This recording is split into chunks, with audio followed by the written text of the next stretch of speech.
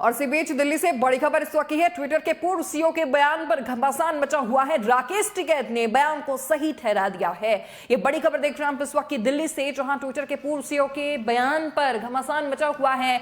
राकेश टिकैत ने साथ ही साथ विपक्षी दलों ने बयान को सही ठहरा दिया है। मोदी सरकार को अब विपक्ष जमकर घेर रहा है। तो ट्विटर के संस्थापक और पूर्व सीईओ जैक डोर्सी ने एक साक्षात्कार में दावा किया है कि भारत में किसान आंदोलन के दौरान सरकार ने उन्हें ट्विटर को बंद कर देने की धमकी दी थी। जैक डोर्सी ने दावा कर दिया है कि उनसे भारत के कई ऐसे पत्रकारों के अकाउंट बंद करने के लिए कहा गया था जो सरकार के आलोचक थे। भारत सरकार ने जैक डोर्सी के इन आरोपों को खारिज कर दिया एक सिरे से।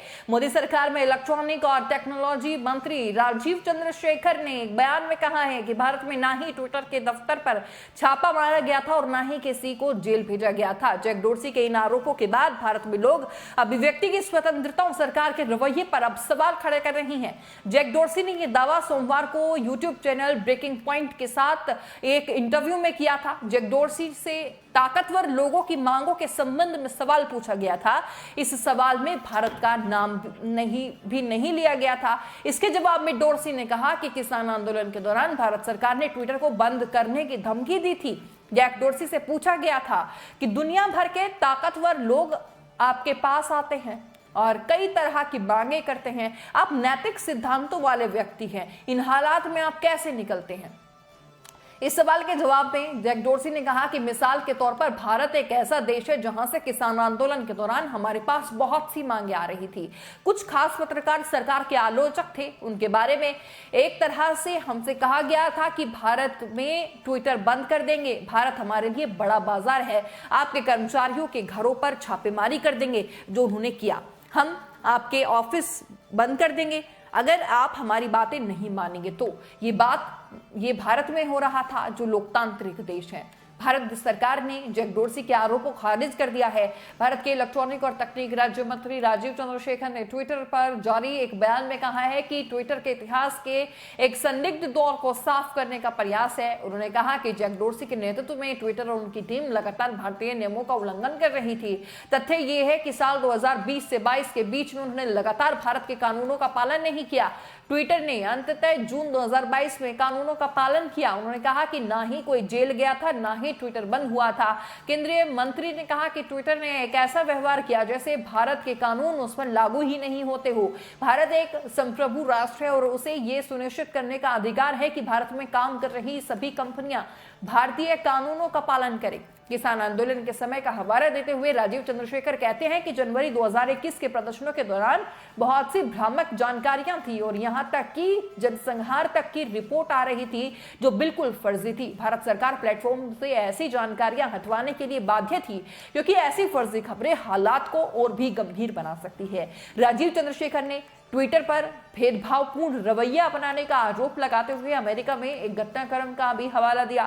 कहते हैं कि जैक के समय में ट्विटर का भेदभावपूर्ण रवैया इस स्तर का था कि उन्हें भारत में 2 भ्रामक जानकारियां हटाने से दिक्कत थी, लेकिन अमेरिका में नहीं थी। केंद्रीय मंत्री आगे कहते हैं कि भारत में किसी पर भी रेड नहीं डाली गई और ना ही किसी को जेल भेजा गया था। हमारा मकसद सिर्फ भारतीय कानूनों का पालन सुनिश्चित करवाना था। इस इंटरव्यू में जैक डोर्सी ने ट्विटर के मौजूदा मालिक एलन मस्क के बारे में भी बात की थी। एलन मस्क के कई कदमों को काफी लापरवाह उन्होंने बताया। डोर्सी ने बताया कि उन्होंने मस्क से कई बार ट्विटर के बोर्ड में शामिल होने का आग्रह किया था। पिछले साल मस्क बोर्ड में शामिल हो गए और उसके बाद उन्होंने ट्विटर को खरीदने का प्रस्ताव रखा। मस्क के बारे में डोर्सी कहते हैं कि एलन हमारे नंबर 1 यूजर थे, वो नंबर 1 ग्राहक भी थे। वो हमारे प्लेटफॉर्म को गहराई से समझते थे। वो टेक्नोलॉजिस्ट हैं और तकनीक का निर्माण करते हैं। हालांकि मस्क ट्विटर की खरीद का प्रस्ताव देकर पीछे हट गए थे और ट्विटर को मुकदमा करना पड़ा था। इसके बाद जो है वो मस्क ने ट्विटर को खरीद लिया था। अप्रैल में जारी हुई ट्विटर की ट्रांसपेरेंसी के मुताबिक भारत ट्विटर से कंटेंट हटाने की मांग करने के मामले में दुनिया में सबसे आगे है।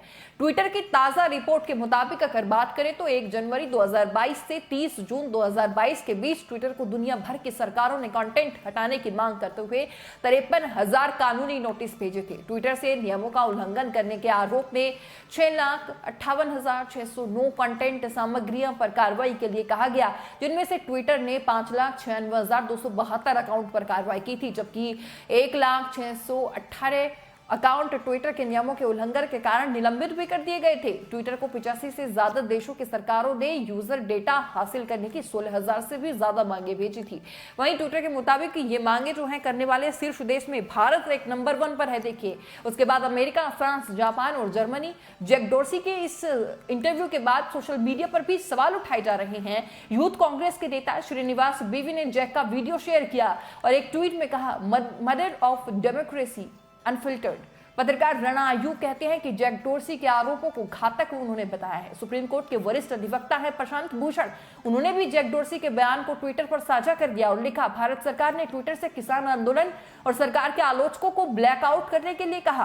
कांग्रेस नेता और कांग्रेस अध्यक्ष मल्लिकार्जुन खड़गे के कार्यालय से जुड़े गौरपंथी ने एक ट्वीट किया।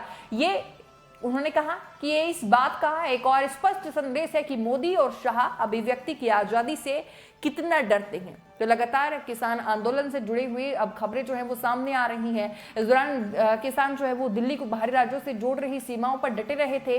सभी को याद है 13 महीनों का जो किसान आंदोलन था। अगस्त 2020 में किसानों ने इन कानूनों के खिलाफ जो है प्रदर्शन करना शुरू कर दिया था, कृषि बिलों के खिलाफ, और नवंबर 2020 में दिल्ली की सीमाओं पर मोर्चे लगा दिए थे। उसके बाद फिर फरवरी 2021 में ट्विटर भारत सरकार की मांग पर ट्विटर ने किसान आंदोलन से जुड़े कई अहम अकाउंट जो है वो बैन कर दिए थे। उस समय इन अकाउंट पर रोक लगाए जाने के बारे में बताते हुए ट्विटर ने कहा था कि कानूनी बाध्यताओं की वजह से भारत में आपका अकाउंट फिलहाल के लिए रोक दिया गया है। इनमें किसान आंदोलन के आधिकारिक अकाउंट सहित कई प्रभावशाली भी अकाउंट शामिल थे।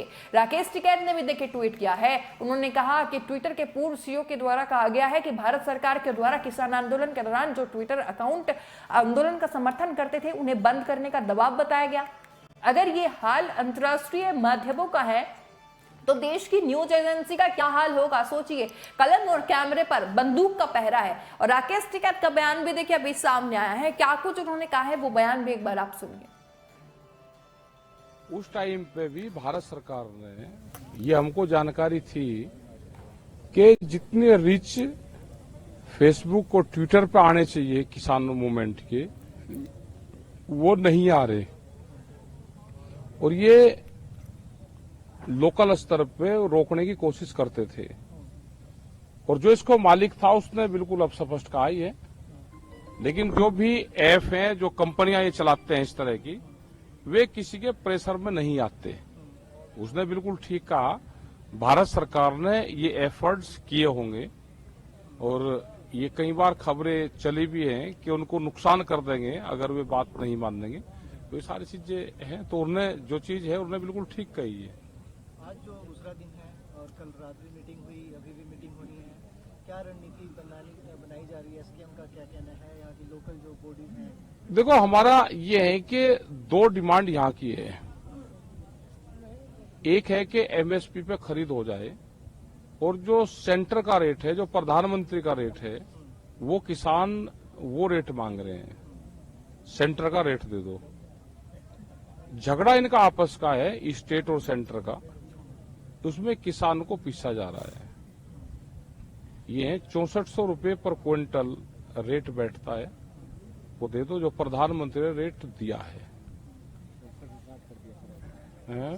अब सड़कों पे टेंट लगाए जा रहे हैं, तो पक्का मोर्चा समझे इसमें? भाई बातचीत नहीं होगी तो भाई गर्मी है, तो अपना बचाव के लिए तो आदमी